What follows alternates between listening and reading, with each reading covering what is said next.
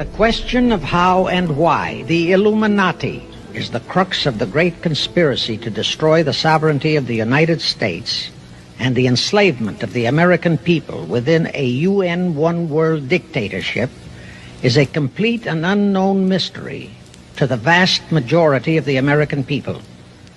The reason for this unawareness of the frightening danger to our country and to the entire free world is simple. The masterminds behind this great conspiracy have absolute control of all of our mass communications media, especially television, the radio, the press, and Hollywood. Do you have any people being paid by the CIA who are contributing to a major circulation American journal? We do have people who submit pieces to two American journals. Do you have any people paid by the CIA who are working for television networks? This, I think, gets into the kind of getting into the details, Mr. Chairman, that I'd like to get into in executive session. Do you have any people being paid by the CIA who are contributing to the national news services, AP and UPI? Well, again, I think we're getting into the kind of detail, Mr. Chairman, that I'd prefer to handle in executive session. We all know that our State Department, the Pentagon, and the White House have brazenly proclaimed that they have the right and the power to manage the news, to tell us not the truth, but what they want us to believe. They have seized that power on orders from their masters of the great conspiracy. And the objective is to brainwash the people into accepting the phony peace bait to transform the United States into an enslaved unit of the United Nations one world government. Let me clarify the meaning of the expression, "He is a liberal." The enemy, meaning the one world conspirators, have seized upon that word liberal as a cover-up for their activities. It sounds so innocent and so humanitarian to be liberal. This satanic plot was launched back in the 1760s when it first came into existence under the name of the Illuminati. This Illuminati was organized by one Adam Weishaupt, born a Jew, who was converted to Catholicism and became a Catholic priest, and then, at the behest of the then newly organized House of Rothschild, defected and organized the Illuminati.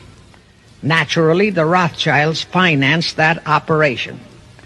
And every war since then, beginning with the French Revolution, has been promoted by the Illuminati, operating under various names and guises. I say under various names and guises because after the Illuminati was exposed and became too notorious, Weishaupt and his co-conspirators began to operate under various other names. In the United States, immediately after World War I, they set up what they called the Council on Foreign Relations, commonly referred to as the CFR. And this CFR is actually the Illuminati in the United States.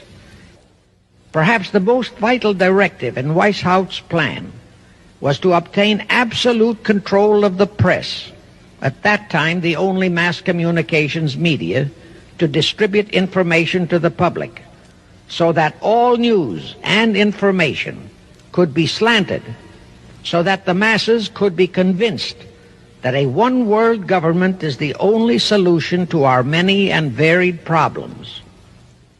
Now do you know who owns and controls our mass communications media? I'll tell you, practically all the movie lots in Hollywood is owned by the Lehmans, Kuhn Loeb and Company, Goldman Sachs, and other internationalist bankers. All the national radio and TV channels in the nation are owned and controlled by those same internationalist bankers.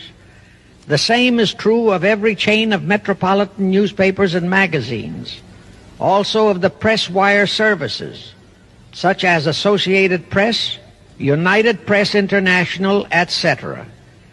The supposed heads of all those media are merely the fronts for the internationalist bankers who in turn compose the hierarchy of the CFR, today's Illuminati in America.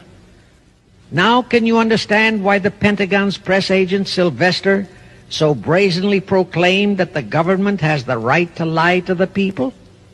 What he really meant was that our CFR-controlled government had the power to lie to and be believed by the brainwashed American people.